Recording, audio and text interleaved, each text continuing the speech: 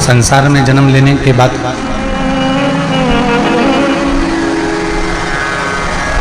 मृत्यु लोक में आने के बाद में सब कुछ मिल सकता है, पर सबसे ज़्यादा कठिन अगर कुछ है तो वो भगवान शिव की भक्ति है, भगवान शंकर का स्मरण है, जो बड़ी मुश्किल से मिलता है।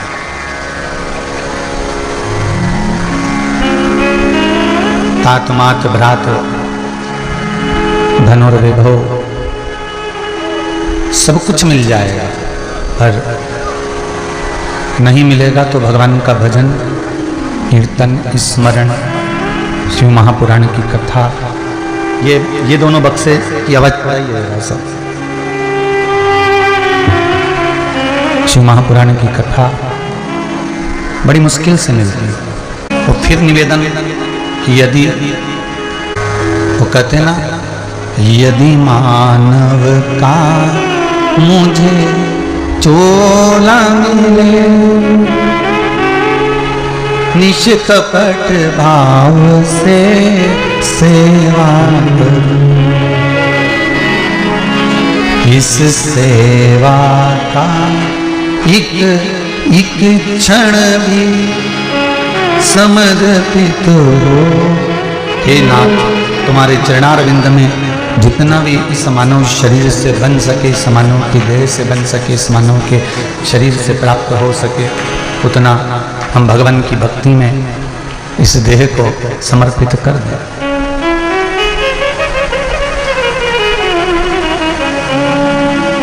एक मुश्किल मनुष्य का देह है, दूसरा मुश्किल भगवान का भजन। कितनी दूर दूर से आप लोग कथा सुनने के लिए आए हो, और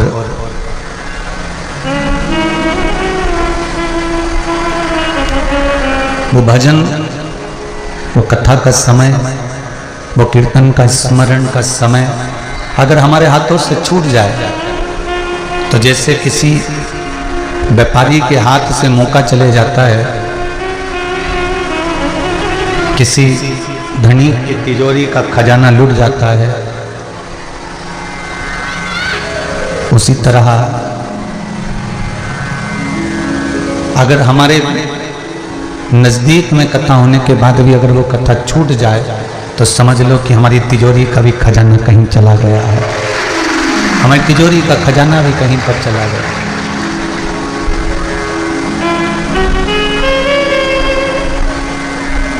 यदि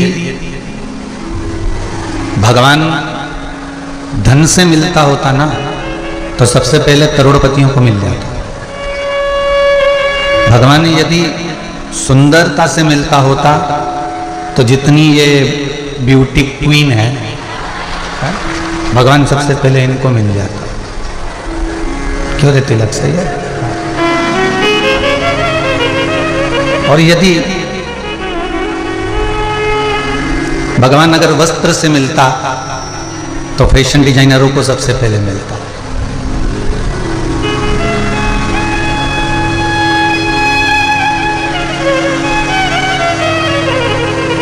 काया से, कपड़े से और माया से।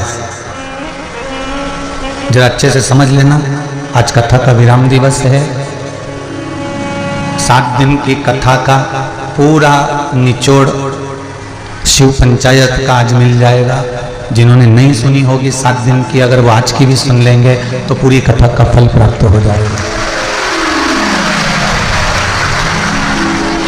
काया से, कपड़े से और माया से, इन 3 चीजों से भगवान कभी प्रसन्न नहीं हुए। आपका शरीर कितना भी सुंदर हो, भगवान को आपके शरीर से कोई मतलब नहीं। आपके कपड़े कितने भी सुंदर हों, भगवान को आपके कपड़े से कोई मतलब नहीं। और माया, आपके पास में कितना वैभव है, कितनी दौलत है, कितनी सत्ता है, कितना धन है, भगवान को उससे भी कोई मतलब। काया, कपड़ा और माया, इन 3 चीज से मेरे भगवान शंकर को कोई मतलब नहीं। हाँ, तुम्हारी काया से, तुम्हारे कपड़े से और तुम्हारी माया से दुनिया के लोगों को मतलब हो सकता है, आपके कपड़े अच्छे हैं, हो सकता है आपको आदर मिल जाए, सम्मान मिल जाए, लोग कह दें बहुत बढ़िया कपड़े पहने हो, बहुत सुंदर लग रहे हो। काया अच्छी है तो भी दुनिया के लोग कह सकते हैं। माया बहुत सारी है तो हो सकता है कि सब तुम्हारे आगे पीछे घूमे, तुम्हारा आदर करे, सम्मान करे, सत्कार करे। पर शिव महापुराण की कथा कर रही है कि भगवान को ना काया से मतलब है, भगवान को ना कपड़े से मतलब है, और भगवान को ना तुम्हारी माया से मतलब है। भगवान को तो केवल एक चीज चाहिए कि निर्मल मन सो मोहि पावा और मोहि छल छिद्र कपट ना भावा। मुझे केवल आपका मन चाहिए, आपका चित्त चाहिए, आपकी वृत्ति चाहिए, आपका हृदय, आपका मन। जब आप मुझे समर्पित कर दोगे, उस मन में ना काया है, उस मन में ना कपड़े हैं, और उस मन में ना माया है। ये तीनों चीजें मन के अंतर्गत नहीं। और इतनी मुश्किल से प्राप्त होने के बाद माया में अगर हम भटकते रहे, माया में हम भरमाते रहे, तो अंत समय यही छोड़ दिया महाराज। काया, कपड़े और माया। सुन ले दीनानाथ, काया, जम के बोलो तीन चीजें, काया, कपड़े और माया। ये तीन चीजें भगवान को रिझाने के लिए श्रेष्ठ नहीं।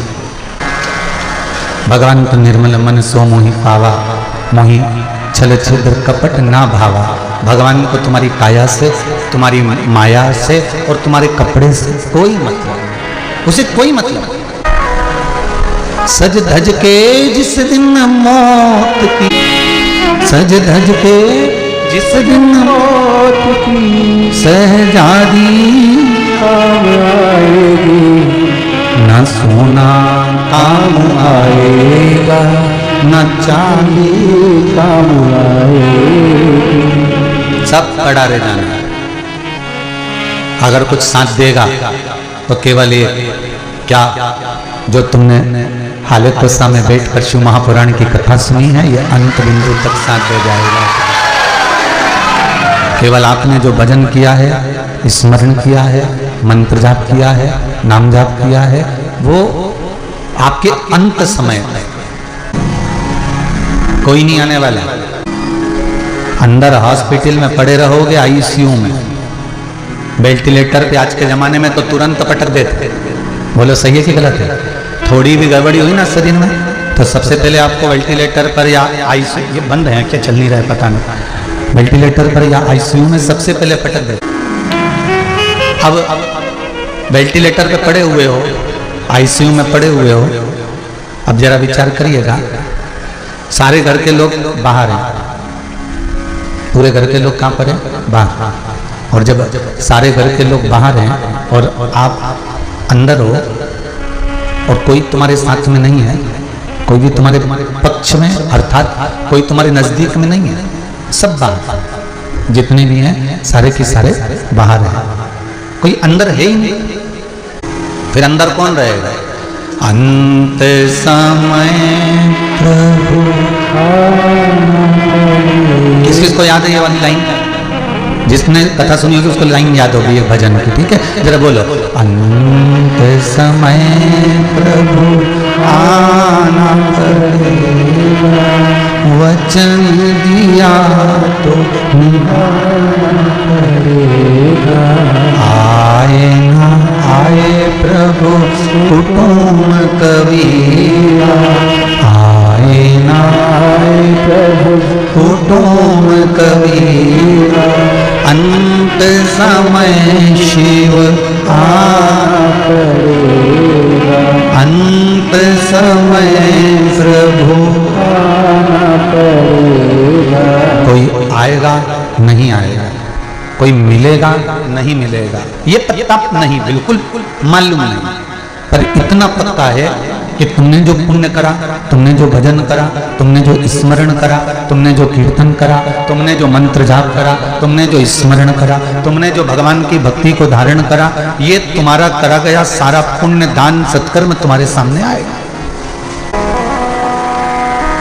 आने की और जाने की दोनों की तिथि तारीख सबको मालूम है। कथा चालू हुई, आज विराम हो रही है। कितनी तारीख से चालू हुई थी? आज कितनी हो गई? बस 24 की उम्र से लेकर 30 की उम्र तक तो शंकर जी ने संभाल लिया। अब 30 के बाद की तुमको शिव नाम से संभालना, ठीक है। अब 24 से 30 तक की कथा है। 24 को चालू हुई, 30 को विराम हुई। इतनी तारीख को आप आए, टिकट करा कर आए, और जाने का भी टिकट पहले ही करवा के रखा कि इतनी तारीख को मुझे वापस जाना है। उसी तरह ऊपर से जब नीचे भेजा गया था, माता के गर्भ में जब भेजा गया था, तो तारीख, तुम्हारा रिजर्वेशन, तुम्हारे जाने की तारीख और वापस आने की तारीख उसके पास में टिकट रखा हुआ है। कब की है ये उसको मालूम है। अब आपसे निवेदन है, टिकट की बैठने की तारीख और उतरने की तारीख, आने की तारीख और जाने की तारीख, ये दोनों तुम्हारे बेटे ने टिकट कराकर तुम्हारे हाथ में दे दिया है। उस परमात्मा ने तुमको मृत्यु लोक में भेज दिया है।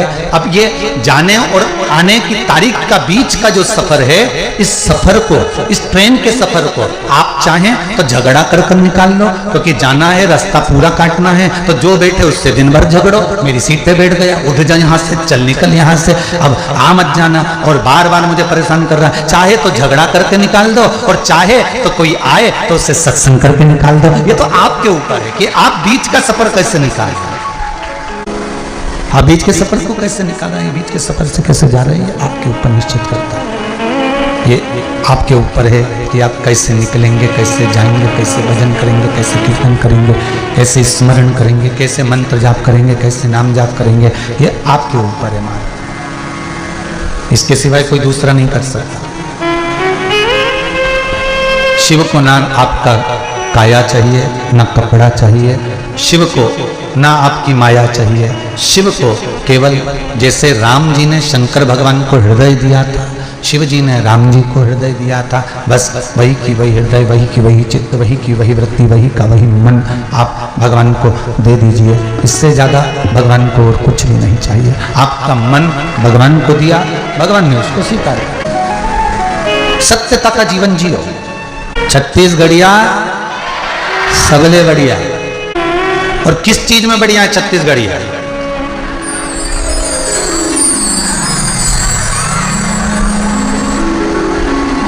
कि इनको कपट करना नहीं आता। और छत्तीसगढ़ में रहकर अगर कोई कपट कर रहा है तो समझ लेना वो छत्तीसगढ़िया नहीं हो सकता, बाहर से आकर कपट कर। ठेठ छत्तीसगढ़ का रहने वाला कपट करना नहीं जानता। कहीं इधर उधर से आ गए होंगे, यहाँ 8-10 साल, 25 साल, 20 साल से बस गए होंगे, इसलिए इन्होंने ऐसा कपट कर दिया होगा। पर जो छत्तीसगढ़िया होता है साहब, ये शुरू से जल में रहा है। खेत में जब धान बोता है तो जल, और जल तत्व, सबसे पहला तत्व समझाया था गणेश जी का तत्व है जल, जिसके साथ में गणेश जी जल तत्व के साथ में लगे हुए हैं, और आखिरी तक भी वो जल तत्व में ही रमा रहता है। तो वो गणेश जी का एक सहभागी बना हुआ आता है, साथी बना हुआ होता है। ये कपट करना नहीं जानता। ये किसी ने कहा, उसको स्वीकार कर लिया। दिनेश जी, ईश्वर जी, ज्योतिलाल जी, तुलाराम जी, साहू जी, मैं आप लोगों को धन्यवाद दूंगा इस चीज के लिए कि 7 दिन शिव महापुराण की कथा चली।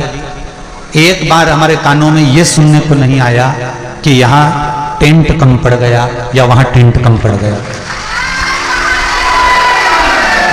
ऐसे टेंट वाले भैया को भी नमन करता हूं जिसने ये पंडाल बनाया, और जितना बड़ा एक पंडाल बनाया उसमें के 3-3, 4-4 पंडाल जिसने बनाए। जजमान को भी नहीं मालूम पड़ने दिया कब वो टेंट बढ़ाता गया, इधर से उधर से पीछे से जहां मर्जी पड़ रही थी वो बढ़ाते जा रहा था। ऐसा मैनेजमेंट नहीं देखा दिनेश जी कि भोजनशाला में और जगह तो लोग अनाउंसमेंट ही नहीं करवाते कि जो ठहरा है वो भोजन करना, पर कथा होने के बाद प्रतिदिन यहाँ से शैलेंद्र जी और ये सब लोग, रविंद्र जी, यहाँ से अनाउंस करते थे कि रात जो रुक रहे हैं भोजन की व्यवस्था रखी गई है, भोजन कर कर। 2.5 3 4 लाख पब्लिक यहाँ आई, कैसा भोजन बन रहा था, कब भोजन बन रहा था और कब लोग खा रहे थे और कब जा रहे थे। गजब की व्यवस्था करी है साहब। साहू परिवार का ऐसा समर्पण कभी नहीं देखा साहब जो यहाँ। धन्यवाद बहुत। और जब साहू परिवार ने देख लिया कि लोग ज्यादा हो गए हैं, हमारे लोगों की बैठने की व्यवस्था ज्यादा है, तो ये बैरिकेड्स और उधर से लगे थे, इन्होंने तुरंत उसको खसका कर पास में कर दिया कि जनता को बैठने दो, अपन तो बैठते रहे। ये समर्पण। आज के जमाने में अगर कोई कथा करवाता है तो पहले तो अप टू डेट बन जाता है कि हम कथा करवा रहे हैं, हमारा वर्चस्व होना चाहिए, हमारा नाम जाप होना चाहिए, हमारा कीर्तन होना चाहिए। नमन करता हूं दिनेश जी, ईश्वर जी, आप जिस माता की गोद से जन्मे हो और जिस पिता के दिए हो उस माता पिता को नमन करता हूं। उनकी विश्वास को देखिए, उनके भरोसे को देखिए कि, और ऐसे चाचा चाची ऐसे काका काकी को भी नमन करता हूं जिन्होंने अपने भतीजों से कहा तो चिंता मत कर, तू करा, आगे बढ़ के चल और कथा होगी और बड़े आनंद से। क्या घबरा, कथा जितने लोग आगे कथा करवाने वाले हैं, चाहे वो जहां के भी लोग कथा करा रहे हों, अगर कुछ यजमानों से ज्ञान अर्जन करना है, ज्ञान प्राप्त करना है, तो इस साहू परिवार से करना कि कहीं दिखावा नहीं करा, इसका कहीं दिखावा नहीं करा। और कितने लोग भोजन कर कर चले गए और तो भी इनके मुंह पर सल नहीं आया कि नहीं साहब, इतना लाख आदमी जिम रहा है, इतने लोगों की व्यवस्था हो रही है, कहाँ रुक रहे हैं, कैसे भोजन कर रहे हैं, क्या हो रहा है। और इस गांव के एक एक घर के लोगों को धन्यवाद दूंगा। गांव के एक एक झोपड़े में 50-50 लोग भरे हुए हैं, एक एक झोपड़े में भरे, पूरे गांव के एक एक घर के अंदर लोगों को ले जाकर बिठाना, सुलाना, व्यवस्था करना। किसी भी गांव के झोपड़े के अंदर चले जाओ, चाय की हंडी केवल कथा होती है उस समय बंद होती है, बाकी के समय चूल्हे पर चाय चढ़ी रहती है। एक एक झोपड़े के अंदर चाय बना बना कर पिला रहे हैं, जिनकी कुछ ज्यादा कैपेसिटी नहीं हो सकती, धन नहीं हो सकता, तो भी व्यवस्था कर। धन्य है साहब, धन्य।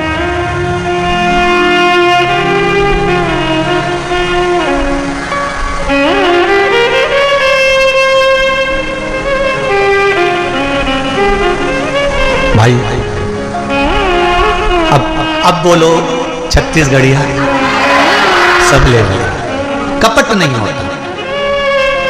कथा करवाओ, खूब दिल से कराओ, खूब जान से कराओ, खूब मन से कराओ, पर कथा में भगवान को पाने का लक्ष्य रखो, धन को पाने का नहीं। परमात्मा को पाने का अगर लक्ष्य होगा तो कथा परमात्मा स्वयं आकर सुनाएगा और स्वयं वही बाचेगा और वो स्वयं सुनेगा। दिखावे से दूर रहो।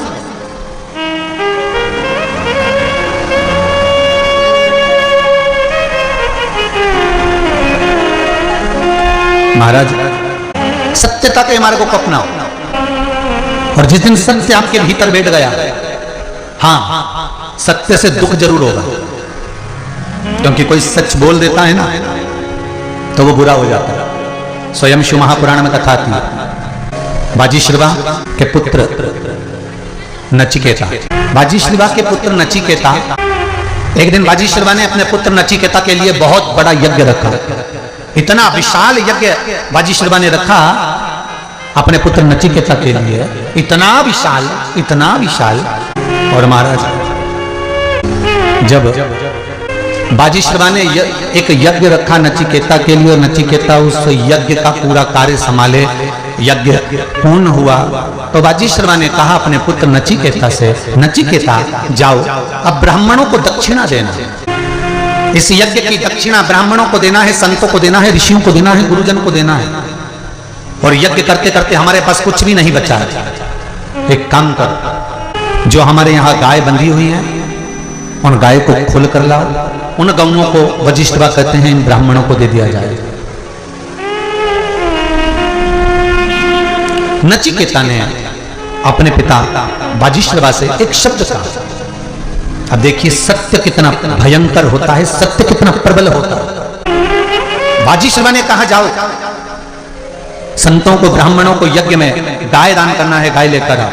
तो नचिकेता कहते हैं पिताजी मैं गाय तो लेकर आ जाऊंगा, मना नहीं है, पर एक निवेदन है पिताजी।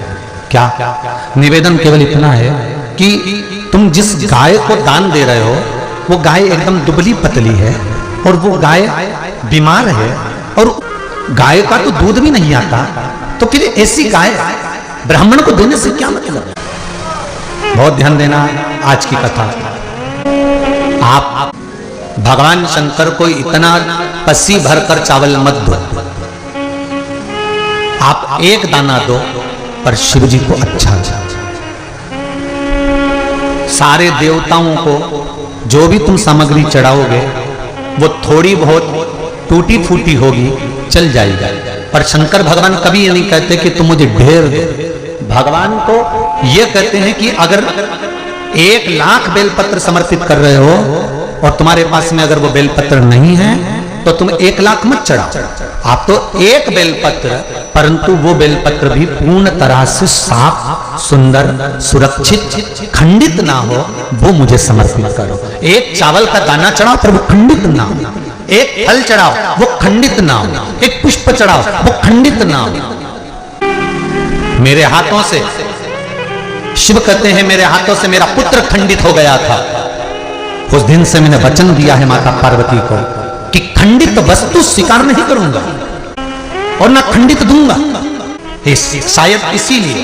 शायद इसीलिए ये चरित्र कहता है कि जिस नारी का गर्भ 2-3 महीना ठहरने के बाद में गर्भ गिर जाता हो, 4 महीना ठहरने के बाद गर्भ गिर जाता हो, गर्भ बच्चा पूर्ण नहीं होता हो, या बच्चा कहीं शरीर के अंदर डॉक्टर कह रहे हैं सोनोग्राफी में कि ये विकलांग है, बच्चे के पांव में या मुख में या शरीर में पानी भरा गया है, ये सुरक्षित नहीं होगा, ये बुद्धि से कमजोर होगा, या ये बच्चा ऐसा विकलांग होगा, तो उसी समय पर जैसे ही डॉक्टर ने कहा वैसे ही एक श्रीफल, और वो श्रीफल खंडित नहीं होना चाहिए, उस श्रीफल पर जो नारी है गर्भ से है, उस नारी का सिर से लेकर एड़ी तक एक लच्छा मतलब मौली मतलब नाड़ा जो हाथ में बांधते हो कलेवा, उसको नाप कर श्रीफल पर भगवान शंकर का नाम लेकर उस स्त्री का नाम और गोत्र बोलकर बांधकर भगवान शंकर के चरणों में ले जाकर रख दीजिए, फिर वो बच्चे की जवाबदारी शिव की हो जाती है, फिर शंकर की, क्योंकि शिव ने माता पार्वती को वचन दिया था कि मैं खंडित नहीं दे सकता।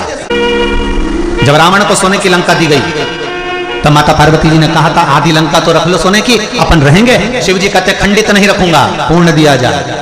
सारे देवताओं के मंदिर में नारियल फूटता है, हनुमान जी के मंदिर में नारियल फूटता है, राम जी के मंदिर में नारियल फूटता है, देवी जी के मंदिर में नारियल फोड़ा जाता है, और शंकर जी के मंदिर में नारियल नहीं फोड़ा जाता। आखा की आखा दिया जाता है कि पूर्ण दीजिए, बेलपत्र पूर्ण दीजिए, फल पूर्ण दीजिए, एक चावल का दाना भी दे रहे हो तो पूर्ण दीजिए, उसमें खंडितता का भाव ना हो। शायद उसी का प्रताप एक पत्र में लिया।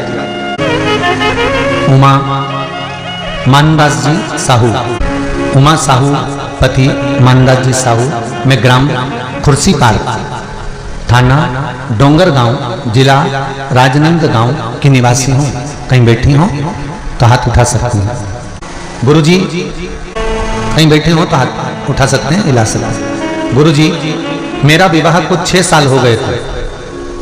अच्छा उधर बैठे हैं, वहां बैठे हैं, अच्छा उधर है, ठीक है, दोनों हाथ हिला दो एक बार, दिख गए। श्री शिवाय नमस्ते।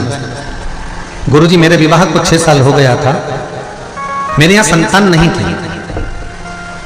हमने बहुत पूजा पाठ कराया, डॉक्टरों के पास इलाज कराया, फिर भी कुछ नहीं हुआ।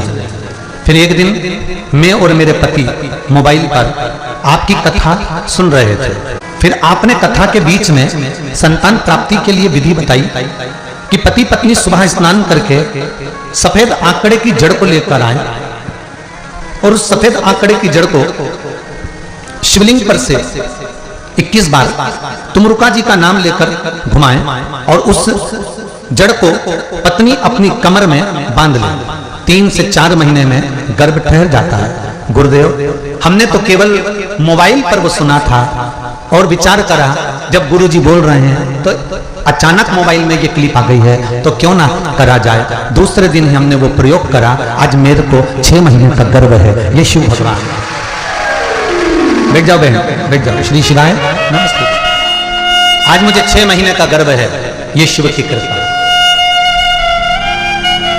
जहां डॉक्टर भी फेल हो जाते हैं महाराज, व्यक्ति जहां हार जाता है वहां फिर शिव ही आता है। एक पत्र और है बड़ा सुंदर, पूनम ठाकुर, कुम्हारी से हूं मैं।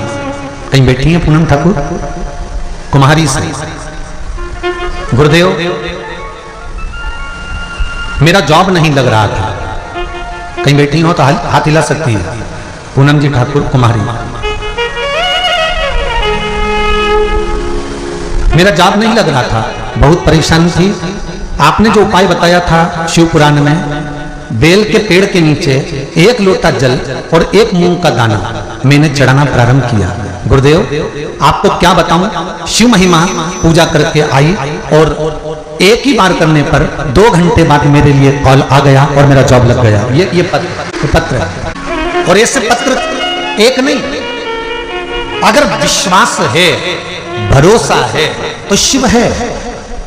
देखो, एक माता ने अपना फोटो भी भेजा और पत्र भी भेजा। देखिए, पत्र फोटो दोनों तीनों चीजें। पत्र में क्या लिखा, विश्वास पर देखिएगा। आप ही ने भेजा, दोनों हाथ हिला दो जरा एक बार। हर हर महादेव। आपने पत्र में लिखा है, गुरुजी, मैं रुद्राक्ष शिव महापुराण के 4थे दिन कथा में कुबेरेश्वर धाम सीहोर आई थी। आपने पूरे परिवार के साथ, जब वहां सुबह रुद्राक्ष पूजन अभिषेक हो रहा था, तब मैं वहीं थी। और आरती के बाद आप वहीं पर से कह रहे थे कि आप लोग के घर पहुंचने के पहले आपके घर रुद्राक्ष पहुंच जाएगा। ये आपने कहा था। आपने बाद में कहा कि रुद्राक्ष वापिस सीहोर से ही मिलेगा, पर आपने पहले यह कहा था कि सब अपने घर जाओ, रुद्राक्ष आपके घर पहुंच जाएगा। और उसी दिन कथा के बाद हम लोग अपने घर पहुंच गए। फिर उसके बाद 1 हफ्ते बाद जब हम लोग पूजन कर रहे थे, तब मेरी बेटी ने अगरबत्ती के पैकेट में रुद्राक्ष देखा। फिर मैंने उस अगरबत्ती के पैकेट में देखा तो उस पैकेट में एक और रुद्राक्ष था। हम तो वहां के मिट्टी को, कुबेरेश्वर धाम की मिट्टी को रुद्राक्ष मानकर लेकर आ गए थे, पर हमको क्या मालूम था कि भोलेनाथ हमारे घर में पहले ही 2 रुद्राक्ष भेज दिया था, जिसके फोटो भेज रही हूँ। फोटो साथ में लाई हूँ और रुद्राक्ष भी साथ लाई हूँ। हाथ में उनका रुद्राक्ष रखा हुआ है, जो रुद्राक्ष इनके घर में भोलेनाथ जी ने अचानक पहुंचा दिया। और ये फोटो, रुद्राक्ष का भी फोटो उन्होंने लगाया। अब ये शिव नहीं तो क्या है? आपका विश्वास, आपकी दृढ़ता, आपका भरोसा। अगर शिव कृपा नहीं करे तो कौन करेगा? बैठिए बहन। हर हर महा। आप मानो तो, आप शिव भजो तो। वो कहते हैं ना, मानू तो मैं ना मानू तो बहता। अगर मानो तो गंगा हूं, नहीं मानो तो बहता हुआ पानी हूं। मैं कुछ भी, बस शंकर को अगर शंकर मान लिया, शिव को शिव मान लिया, मेरे ओघड़दानी मेरे शंकर को महामृत्युंजय मान लिया, मेरे शंकर को अगर विश्वास कर कर आपने भज लिया, तो यह पक्का है कि ऐसा कोई रोग नहीं जिसका कोई इलाज नहीं। मेरा शिव उसका इलाज कर ही देगा। वो एक पहले कहा था ना, सबसे ज्यादा कठोर लोहा, लोहे से ज्यादा कठोर अग्नि, क्योंकि अग्नि लोहे को गला देती है। अग्नि से ज्यादा कठोर पानी, पानी अग्नि को, जम के तो बोलो, बुझा देता है। पानी से ज्यादा कठोर मनुष्य, जो 1 लोटा भर के डकार जाता है। और मनुष्य से ज्यादा कठोर होती है बीमारी, जो अच्छे अच्छे पहलवान को भी बीमारी निकल जाती है। और बीमारी से भी अगर कोई कठोर है तो मेरा देवाधिदेव महादेव है, जो बीमारी को भी निकल जाता है। वो शिव है, वो मेरा शंकर, मेरा ओघड़ी, मेरा दयालु, मेरा दातार, मेरा शंकर, मेरा शिव है। अगर बीमारी भारी है तो शिव भी तो भारी है। अगर बीमारी भारी है तो YouTube चैनल। आज मैं आपको बताऊंगी मोहिनी एकादशी के दिन आसान उपाय जिनसे आप हो जाओगे माला माल। एक्चुअली जो ये भगवान श्री कृष्ण विष्णु को तुलसी अति प्रिय है, इसके लिए एकादशी के दिन तुलसी का पौधा लगाना का विधान है। अगर आप भी सुख और समृद्धि पाना चाहते हो तो मोहिनी एकादशी के दिन घर पर तुलसी का पौधा जरूर लगाएं। हिंदी पंचांग के अनुसार हर साल वैशाख माह में शुक्ल पक्ष की एकादशी को मोहिनी एकादशी मनाई जाती है। इस प्रकार हर साल मोहिनी एकादशी श्री कृष्ण को मोहिनी स्वरूप की पूजा उपासना की जाती है। साथ ही भगवान विष्णु के व्रत का उपवास भी किया जाता है। धार्मिक मानता है कि मोहिनी एकादशी व्रत करने से व्यक्ति को 66 वर्षों की तपस्या के मूल्य फल प्राप्त होता है, साथ ही व्यक्ति को मरणोपरांत मोक्ष की प्राप्ति होती है। इस व्रत के कई कठोर नियम भी हैं। इन नियम का पालन अनिवार्य है। अगर आप भी सुख, शांति, धन, यश, वैभव पाना चाहते हो तो मोहिनी एकादशी के दिन ये उपाय जरूर करें। अगर आप आर्थिक तंगी से परेशान हैं तो मोहिनी एकादशी पर आर्थिक स्थिति के अनुरूप गरीबों को, जरूरतमंदों को दान दें। इससे पीले रंग के वस्त्र, अन्न, पीले रंग की आवश्यकताएं वस्तुएं समेत पैसे भी दान करें। इससे भगवान श्री विष्णु प्रसन्न होते हैं और घर में सुख समृद्धि आती है। धार्मिक मान्यता है कि एकादशी के दिन घर या घर की छत पर पीला ध्वजा लगाना शुभ होता है। इसके लिए मोहिनी एकादशी पर घर की छत पर पीला ध्वजा जरूर लगाएं। भगवान श्री विष्णु को तुलसी अति प्रिय है, इसके लिए एकादशी के दिन तुलसी पौधा लगाने का विधान है। अगर आप भी तुलसी का पौधा लगाना चाहते हो तो लगा सकते हो। एकादशी के दिन गेंदे का फूल लगाना भी शुभ माना जाता है। अंत मोहिनी एकादशी के दिन घर पर गेंदे का फूल जरूर लगाएं। वहीं गेंदे का फूल उत्तर दिशा में लगाएं। साथ ही आंवले के पेड़ का भी लगाना शुभ माना जाता है। मोहिनी एकादशी के दिन तुलसी दल खीर बनाकर भगवान विष्णु को अर्पित करें और इसमें थोड़ी सी हल्दी डाल दें। अगर आपको मेरी वीडियो अच्छी लगी हो, चैनल को लाइक सब्सक्राइब करें। Thank you.